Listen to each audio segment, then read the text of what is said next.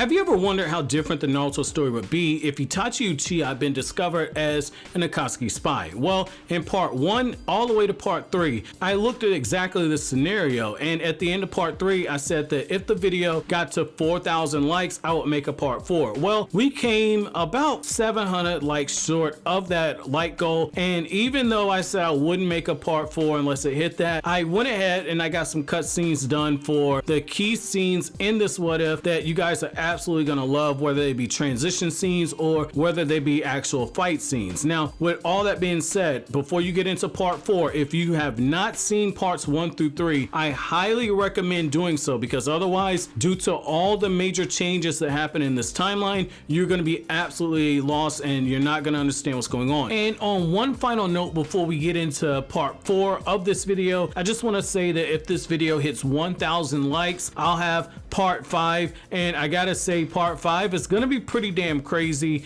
given the type of stuff that's happening in this video. So with that being said, if you're still here, I'm assuming you've seen parts 1 through 3. In the 2 years since the battle with Kaguya, Sasuke and Itachi would step out of the home that they shared near the borders of the Land of Fire. The two would watch as meteors would crash down in the distance. On one particular night, they would notice a figure flying through the air from the direction of Konoha, and being the sharp ninja that they are, Itachi and Sasuke would take action. Sasuke would choose to follow after the figure in the sky, and Itachi would check on the situation in Konoha. Back in the Land of Fire, this is where our first major change occurs. I believe that Neji would be chosen to fill this void of Shikamaru, and Kiba would be chosen to fill Naruto's void. Unbeknownst to them, Itachi would follow them from the shadows, staying in Neji's blind spot so Neji can't detect him with this Byakugan. At some point, due to the Konoha team eventually following the same path as Sasuke, Itachi and Sasuke would reconnect. Upon seeing the team trapped in the Genjutsu Lake, Sasuke and Itachi would act swiftly, releasing the team from the Genjutsu and retreating to the shadows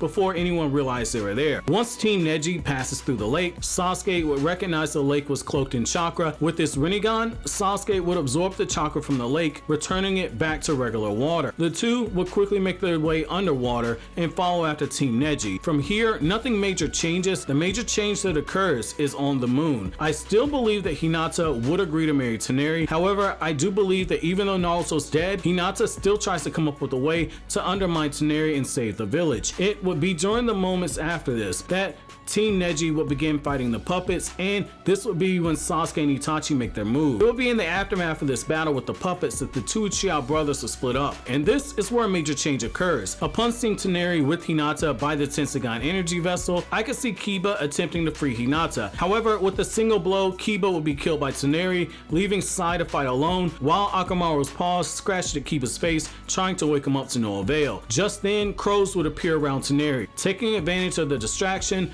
Sai would whisk Hinata away. After Toneri blew away the crows, he would find Itachi standing next to Sai. While there would be a pretty substantial gap in power between the two, Itachi wouldn't get demolished as easily as Kiba. It would be during the Itachi versus Toneri battle that Hinata would tell Sai she's the only one who could destroy the Tensagon energy vessel, something she would have learned due to Toneri likely letting it slip due to his arrogance. Just as Toneri attempted to land a blow on Itachi that likely kills him, Sasuke likely swaps places with Itachi and has his Chidori active, driving a Chidori through Toneri's heart, or Sasuke uses the human path to rip out his soul before Toneri can react. Sasuke would then lend Hinata his power and help her destroy the Tensagon energy vessel. However, this is where a major change occurs. In this timeline, because Might Guy has never gone into the 8th gate, Guy will be at full health and he would likely be on the suicide core that was meant to destroy the meteors. This means that with Might Guy's help, the meteor that would have destroyed Konoha is blown up. Upon returning to Earth, the two brothers would likely place Team Neji, Hinata, and Hanabi under Genjutsu before Neji can attempt to detain them, since they are considered rogue ninja. From here, the timeline remains much the same. However, there is a major change as we draw closer to the Boruto era. Itachi, being the gentle soul that he is, likely finds some random woman to start a family with, hiding his true identity from her at first and then eventually letting her know the truth. Sasuke, on the other hand, wouldn't be able to move past the buried feelings that he has for Sakura. Instead, Sasuke would help Itachi and his wife raise their children, and likely once the children are old old enough, Itachi would allow the mother to enroll the children in the ninja academy, telling her to keep the identity of the children a secret. The next major change that occurs is the invasion of Momoshiki,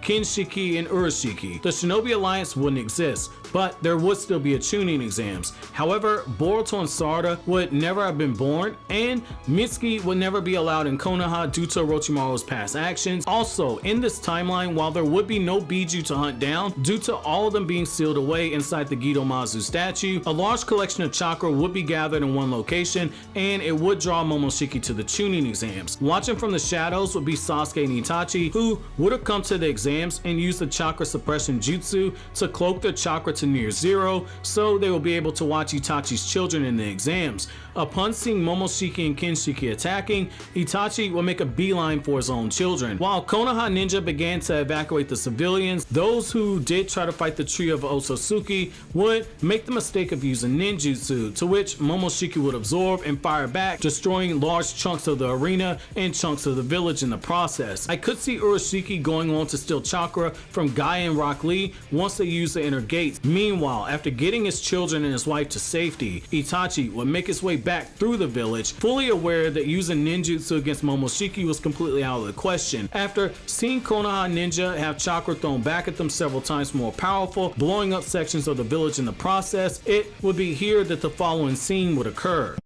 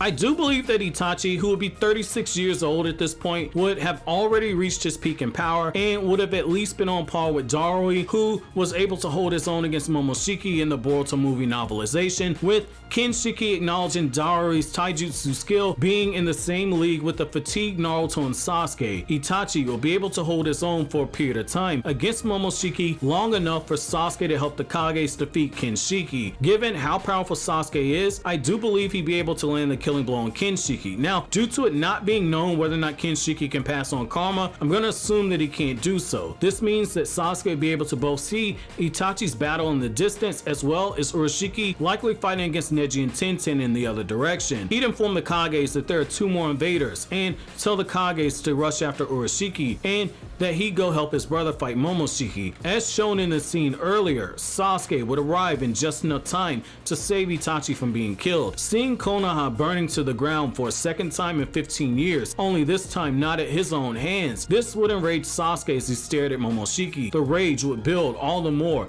as he saw his brother in a pool of blood, struggling to catch his own breath, under the backdrop of Naruto's face being carved into the Hokage monument out of respect for his Hokage dream. Sasuke would then do battle with Momoshiki.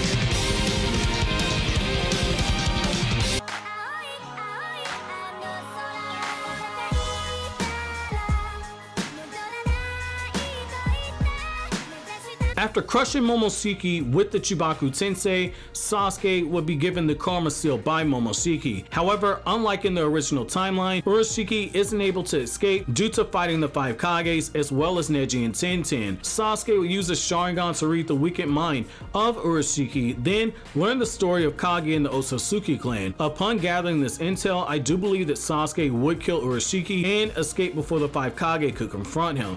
It would be during the nighttime when Sasuke and Itachi took Itachi's children and wife to the remains of the Uchiha compound to the secret meeting place. Sasuke would immediately detect their presence and walk outside to confront them. And that's where we're gonna bring this what if to a close. Now, part of the reason why I waited to make this video was to give the Boruto manga and anime some more time to create more story for part 5, and I feel like we have enough in order to do a part 5. So as a reminder, if this video can hit 1,000 likes, I'll make a part 5 to this series. But that's gonna be it for this edition of Naruto What If. And as always, guys, if you like anything I had to say, don't forget to comment, rate, subscribe, and share. Thank you so much for watching all the way to the end. Have an awesome day, guys.